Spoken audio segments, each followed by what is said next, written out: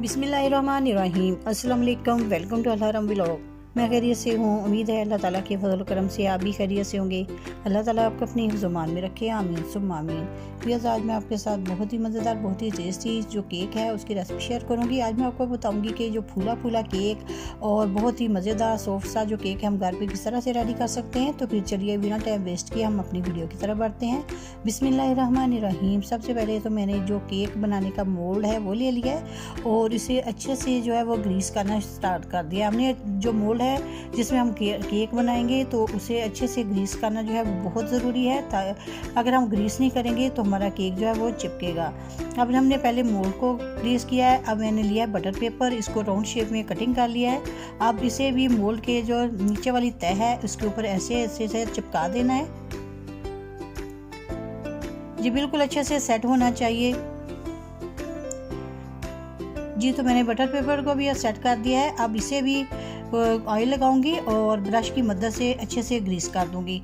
अगर हम इसको जितना अच्छे से ग्रीस होगा हमारा केक जो है उतना ही आसानी से बाहर निकल आएगा। कोई कोना कोई जगह नहीं बचनी चाहिए जहाँ से ग्रीस ना किया हो। बहुत ही अच्छे से हमने जो मोल्ड है उसे ग्रीस करना है जी। तो हमने मोल्ड को ग्रीस कर लिया है। अब मैं केक का बैटर रेडी करूँगी। सबसे पहले तो मैंने लिए हैं 3 अदद अंडे को मैंने बाउल के अंदर जो है वो ऐड कर दिया है। अब मैं इसको अंदर ऐड करूँगी वनीला एसेंस। 1/4 टीस्पून मैंने इसके अंदर ऐड किया है वनीला एसेंस। अब मैं इसके अंदर ऐड करूँगी कुकिंग ऑयल 1 कप। इसी कप से हमने सारी मेजरमेंट जो है वो करनी है। वनीला एसेंस मैंने इसलिए डाला है कि ताकि इससे जो केक की खुशबू है वो बहुत ही अच्छे से आए और जो अंडों की स्मेल वगैरह है वो केक के अंदर से नहीं आएगी। अब हमने अंडों को और इसको बहुत ही अच्छे से बीट करना है। अब देख सकते हैं कि मैं किस तरह से इसको बीट कर रही हूँ। तकरीबन 6 से 7 मिनट तक हम इसको बीट करेंगे। हम उतनी देर तक इसको बीट करेंगे जब तक कि इसका कलर जो है वो चेंज होना नहीं शुरू हो जाता। अब देख सकते हैं कि इसका कलर जो है बिल्कुल वाइट सा होना शुरू हो गया है। अब इस पॉइंट पे आके इसके अंदर ऐड करूँगी शुगर पाउडर। शुगर पाउडर को भी हमने थोड़ा थोड़ा सा ऐड करते जाना। 1 कप मैं इसके अंदर ऐड कर रही हूँ sugar powder. 1 cup cooking oil का ऐड किया था। 1 कप जाएगा अब शुगर पाउडर का। आप इसकी जगह साबुत चीनी भी ले सकते हैं, लेकिन क्या होगा कि इस साबुत चीनी से हमें बहुत ज़्यादा इसको बीट करना पड़ेगा, तो इसलिए बेस्ट है कि आप शुगर पाउडर ही इस्तेमाल करें। तो शुगर पाउडर को मैंने मिक्स कर लिया। अब मैं इसके अंदर ऐड करूँगी दूध जो है वो मैंने नीम गर्म लिया है। थोड़ा थोड़ा सा हम दूध को भी ऐसे ही डालते जाएंगे और मिक्स करते जाएंगे। एक ही दफ़ा में हम दूध को अगर डाल के मिक्स करेंगे तो हमारा बैटर जो है वो बिल्कुल अच्छा सा रेडी नहीं होगा। इसलिए ज़रूरी है कि थोड़ा थोड़ा सा ही दूध आप इसके अंदर जो है वो डालते जाएं और मिक्स करते जाएं। दूध हमने जो है वो नीम गर्म सा लेना है, बहुत ज़्यादा ना तो ठंडा हो ना बहुत ज़्यादा गर्म हो। दूध को भी हमने मिक्स कर लिया है। अब मैं इसके अंदर ऐड करूँगी मैदा। 2 कप मैं मैदा लूँगी और मैदे को मैं ऐसे ही थोड़ा थोड़ा सा डालती जाऊँगी छन्नी के अंदर डाल के। तो इसको छानूँगी और ऐसे ही इसको मिक्स करते जाना है। हमने एक ही डायरेक्शन में जो बीटर है उसको घुमाना है और हल्के हल्के हाथ से हम इसको घुमाते जाएंगे और मैदे को जो है मिक्स करते जाएंगे। अब देख सकते हैं मैं थोड़ा थोड़ा सा मैदा जो है उसको ऐड कर रही हूँ और उसको साथ साथ ही मिक्स किया जा रही हूँ, ताकि जो बैटर हम केक का रेडी कर रहे हैं उसके अंदर कोई लम्स वगैरह जो है वो ना पड़े। अगर केक के अंदर लम्स वगैरह पड़े तो हमारे केक के अंदर गुठलियाँ वगैरह सी आएंगी, फिर वो अच्छी नहीं लगेंगी। 1 कप मैंने डाल लिया है और ऐसे ही बाकी का मैदा जो है उसे भी थोड़ा थोड़ा करके इसके अंदर बैटर के अंदर डालती जाऊंगी और इसको मिक्स करती जाऊंगी। हमने बहुत ज़्यादा तेज़ हाथ से नहीं घुमाना, हल्के हल्के हाथ से आप बीटर को घुमाएं, हाथ को नहीं घुमाना, बीटर को घुमाना है। इस तरह से हमारा जो मैदा है वो बहुत अच्छा से मिक्स हो जाएगा। इसी पॉइंट पे आके मैं इसके अंदर ऐड करूँगी बेकिंग पाउडर। हमने इसके अंदर बेकिंग सोडा नहीं इस्तेमाल करना, बेकिंग पाउडर जो है वो मैं 3 चम्मच मैंने इसके अंदर बेकिंग पाउडर के जो है वो डाल दिए हैं भर के। अब हमने ऐसे ही इसको बाउल को भी घुमाते जाना है और साथ में बीटर को ऐसे घुमाते जाएं और जो बैटर है उसको रेडी करते जाएं।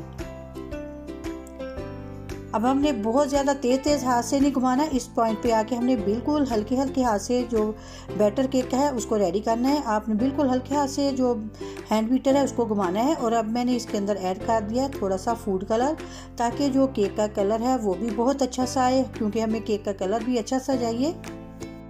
माशाल्लाह देखिए कितना अच्छा सा कलर है, ये लेमन फूड कलर है जो मैंने इसके अंदर ऐड किया है। अब मैं बैटर को मोल्ड के अंदर ट्रांसफ़र करूंगी। आप जो बैटर की कंसिस्टेंसी है वो चेक करें, कैसे ही एक धार में जो बैटर है वो हमारा मोल्ड के अंदर गिर रहा है, इसी तरह का अगर बैटर होगा तो आपका समझे कि आपका केक फूलेगा भी और बहुत ही टेस्टी भी बनेगा और सॉफ्ट और नरम बनेगा। हमने जो बैटर था केक का वो हमने मोल्ड के अंदर ट्रांसफ़र कर दिया है और बर्तन को भी हमने अच्छे से जो है वो साफ़ करना है। अब स्पैचुला की मदद से अच्छे से बर्तन को साफ़ कर लिया है। मोल्ड को हल्का हल्का सा टैप करें ताकि जो बैटर है उसके अंदर कोई बबल्स वगैरह ना रहे। तकरीबन 15 मिनट हो चुके हैं। मैंने जो केक बनाने के लिए पतीला इस्तेमाल किया उसको प्री हीट होने के लिए रख दिया था और मेरा जो पतीला है वो प्री हीट हो चुका है। तो अब मैंने इसके अंदर जो मोल्ड है उसको रख दिया है। अब इसको अंदर रखने के बाद ढक्कन लगाने के बाद फिर अच्छे से हमने कोई सूती कपड़ा लेना है, कोई भी आप किचन टॉवल ले सकते हैं। इसको अच्छे से कवर करके रखना है ताकि पतीले के अंदर से स्टीम जो है वो बाहर ना निकले। इसलिए मैंने ऊपर से वेट भी जो है वो भी रख दिया है। तकरीबन 2 kg वेट है, मैंने उसके ऊपर रख दिया है। मेरे पास ये था तो मैंने यही रख दिया है। अब 30 मिनट हो चुके हैं तो अभी हम चेक करते हैं कि हमारा केक जो है वो कितना रेडी हो चुका है। आप देख सकते हैं कि अभी केक जो रेडी नहीं हुआ, ये आप देख सकते हैं स्टिक के साथ जो केक का बैटर है वो अभी लग रहा है। अभी मैं इसे और कुक करूँगी। अब तकरीबन 1 घंटा जो है वो हो चुका है। अब मैं दोबारा से जो केक को चेक करूँगी कि अभी केक जो है वो हमारा रेडी हुआ है कि नहीं। माशाल्लाह से कलर जो है केक का बहुत ही अच्छा सा आया है। अब अभी जब भी आप चेक करें तो सेंटर में से चेक करें। अब आप देख सकते हैं कि जो हमारी स्टिक है बिल्कुल साफ़ निकली है, बाहर से कोई बैटर वगैरह साथ नहीं लगा। तो हमारा केक जो है वो बहुत ही अच्छे से रेडी हो चुका है। मैंने ये 2-3 जगह पे लगा के इसको जो स्टिक को चेक किया है तो केक जो है बिल्कुल अच्छे से रेडी हुआ है और जो हमारी स्टिक है बिल्कुल साफ़ निकली है। अभी हम इसको प्लेट के अंदर निकाल के आपको दिखाते हैं। माशाल्लाह से आप कलर इसका चेक करें केक का, कितना अच्छा सा और फूला फूला सा केक जो है वो रेडी हुआ है। अब छुरी की मदद से ऐसे किनारों को अलग कर लें और फिर इसको ऐसी प्लेट के अंदर पलट दें तो केक जो है बहुत ही आसानी से जो मोल्ड के अंदर से बाहर आ जाएगा। आप देख सकते हैं कितना आसानी से जो केक है वो निकल के बाहर आ गया है।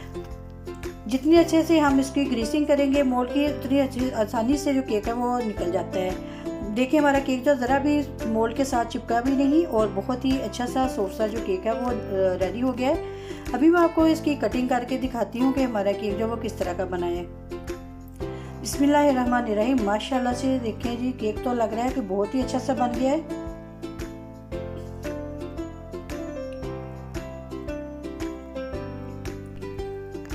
माशाल्लाह जी देखें केक जो है बहुत ही अच्छा सा रेडी हुआ है।